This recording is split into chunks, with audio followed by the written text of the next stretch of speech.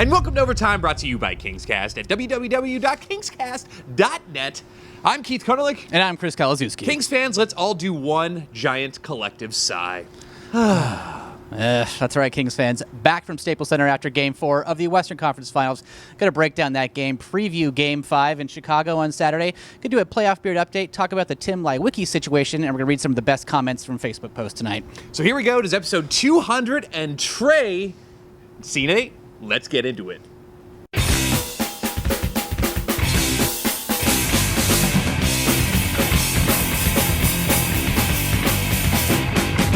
All right, Kings fans, we're back in action tonight, breaking down Game 4. You know, Keith, as a fan, you look at this game, you think, Kings take this one. They go into Game 5, maybe score that first goal. I think they have a chance to close it out in Game 6 on Monday. Yeah, that's what every fan out there was saying. Unfortunately, reality set in.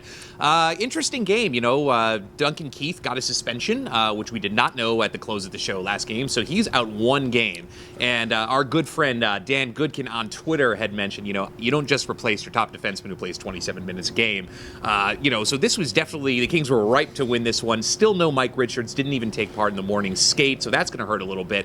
But we got the home record, and we also got the first goal by Slava Voinov, Chris, who is now leading all NHL defensemen in the postseason in goals, which is fantastic. Cha-ching, Slava. Yeah, he keeps racking up that dollar amount right there. Six assists, 6 goals, 12 points.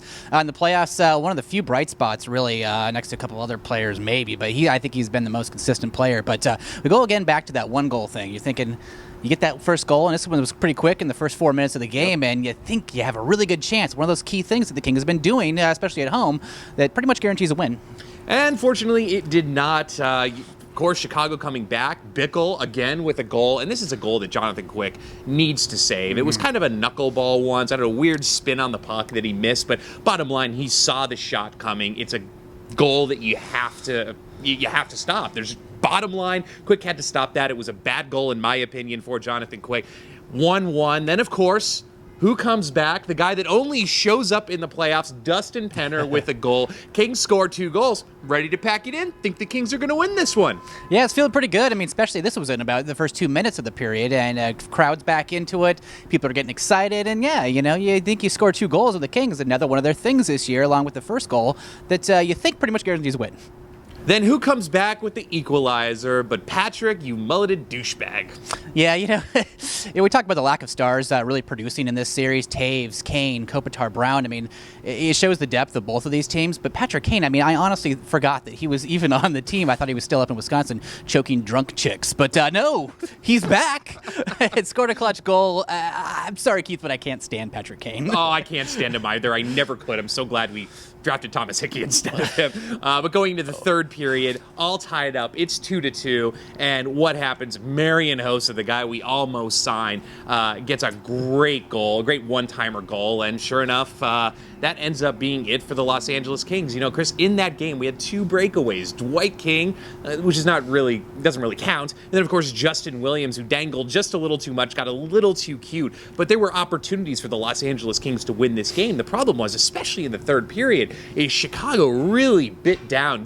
I think we had 2 shots in the third period, and we just could not get it through. And I liked our intensity. I liked, our positioning, but we could barely get a shot to Corey Crawford. And, when they're clogging up the middle like that, it's really, really hard to win. But, yeah, I mean, the Hawks really had it figured out. They had 4 guys in the middle, leaving the entire outside open. They knew that the Kings just weren't having any luck penetrating in that zone. And, Dustin Brown did his thing and drew a nice high stick penalty. Totally embellished it, but didn't fall on the ice and embellish. He just did the head back thing. Who was it that fell on the ice and did that? That was Patrick Kane a little bit earlier. Patrick Kane. Who 5 minutes after being nipped in, the ear, fell on the ice and tried to act like a douche that he is. But go back to that Dustin Brown, got that. It's 5 minutes left. Kings have a power play, and as a Kings fan, you're thinking, okay, damn it, I think we really got this. But again, every shot was blocked cleanly, perfectly. I mean, there was no chance.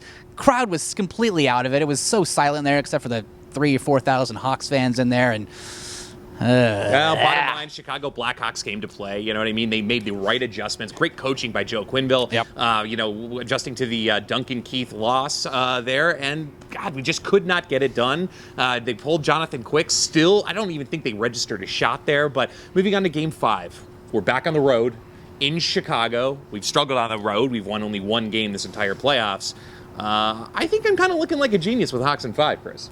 Yeah, that pick's looking pretty solid right now. I know Kings fans out there are saying, oh, keep the faith. They're going to win one on the road and steal it and come back and win at home and force a Game 7. But, it doesn't feel like it. This team is so beat up, Keith. I mean, it's just ridiculous. These guys are really holding it together right now. Some of them are really injured out there. We're going to probably require 6 or 7 surgeries this offseason. I mean, they're doing the best they can. And, we talk about the stars again. Anze Kopitar, he has 2 goals in 32 games. I mean, 2 of those were in the playoffs this year. But, it's just not going to happen when our guys like that are just not producing. And it's really sad to see because Kopitar is just such a great player, led the Kings in scoring for 6 straight years and just nothing this postseason. One piece of silver lining, Kings fans, so you don't think we've completely written the team off yet. There was a team that was down 3-1 in the playoffs and came baback to win, and that was the Chicago Blackhawks last series. So is it possible for the Los Angeles Kings to come back?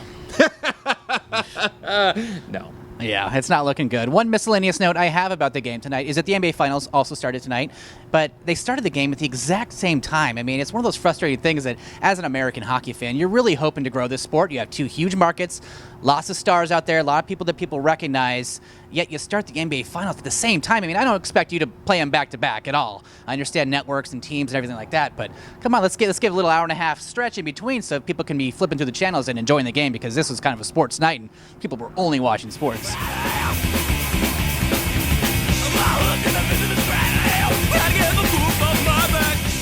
So, in case you pay no attention to social media, Tim Leiweke, former AEG exec and LA Kings superfan, put out an interesting video today with the Toronto Maple Leafs and had some really fascinating things to say about the LA Kings fan base. See, Nate? Queued up. Maple Leafs experienced a breakthrough spring. You had a chance to witness it firsthand. What were your impressions of the passion of Leaf Nation as they came out in support of the blue and white? Well, we didn't have that in LA, and we won the Stanley Cup. We finally saw it at the end. It took us getting to the finals in order to awaken that town. It's not a hockey town.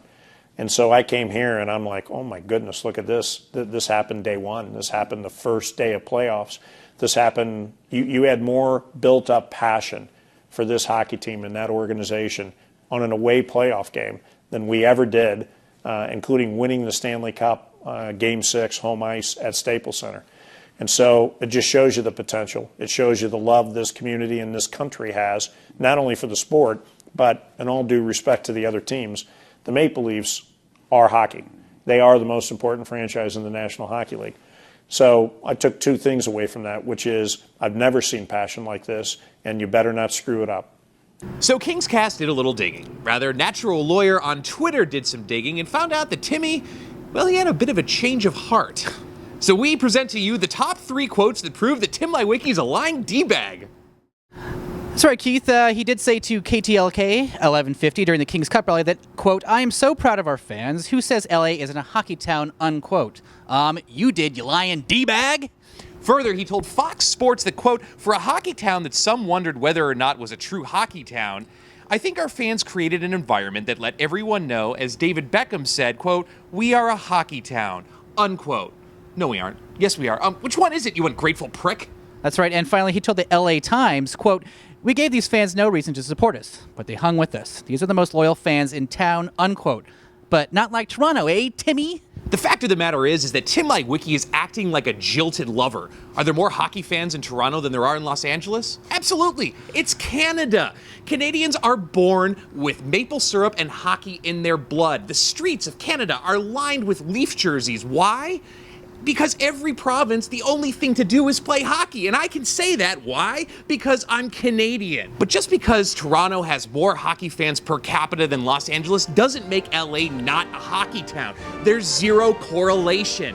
Just look at the Stanley Cup parade. Have you ever seen a bigger Stanley Cup parade than the one that happened in Los Angeles? I'm sure it was more attended than the one that the Leafs had when they won the Stanley Cup. Oh wait, that was 1967. I get it, Tim. You were let go. You bungled Farmers Field and you screwed the pooch with Michael Jackson. Hell, you couldn't even sign Brad Richards, Ilya Kovalchuk, or Marian Hossa. And you let Kings fans down for years until you finally realized that the only way that we were going to ever get a winner was to stop pretending like you're a GM and behave like an executive. Bottom line is, you worked so hard to build up these Kings fans to become Kings fans and make LA in a hockey town, then why are you shitting on them right now just because you're in Toronto? It makes absolutely no sense. So while we did give you some credit for building a winner and bringing a Stanley Cup to Los Angeles, why are you shitting on the fans that you worked so hard to cultivate? LA is a hockey town, and it will be long after you've won your first playoff series with Phil Kessel. So from our hockey town to your hockey town, we gots to say, see ya! You! Pick it! And now, an NHL playoff beard update. See, Nate?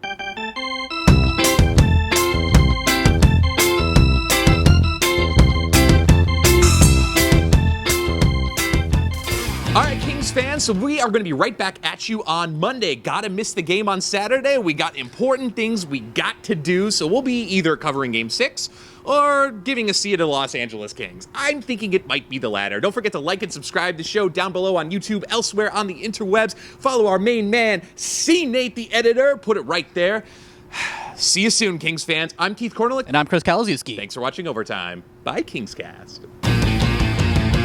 All right, Kings fans, so now we're going to read your favorite post-game comments on the Facebook page. The first one I have is from AJ Freebot. Kings had every reason to win tonight, had 2 leads and blew them both. We are better than the Hawks, but they are winning. Can't believe we farted the game away. Oof. Henry Castaneda says, I still have faith. Gail Lucas, we love Gail Lucas. It has been a good run, but I do not think this group will repeat. Stupid penalties did them in, and they are running out of gas. Jody Meistress Martin says, I still believe in my team. Go Kings, go. Kings fan Kenny says, I blame the retard on the Kings team who reminded Obama about beating his Hawks at the White House. Interesting. Fernando Zavala. Hate to say it, but Keith's prediction could very well happen now. Still hoping he's wrong. Kathy White, boys need to play harder with pride, passion, and power. That's right. And lastly, Blake Hextall, relative of Mr. Ron. So on over to the final horn goes. If Brown and Kopitar find that game on the way to Chicago, Kings will be just fine for Game 5. Then let's worry about Game 6.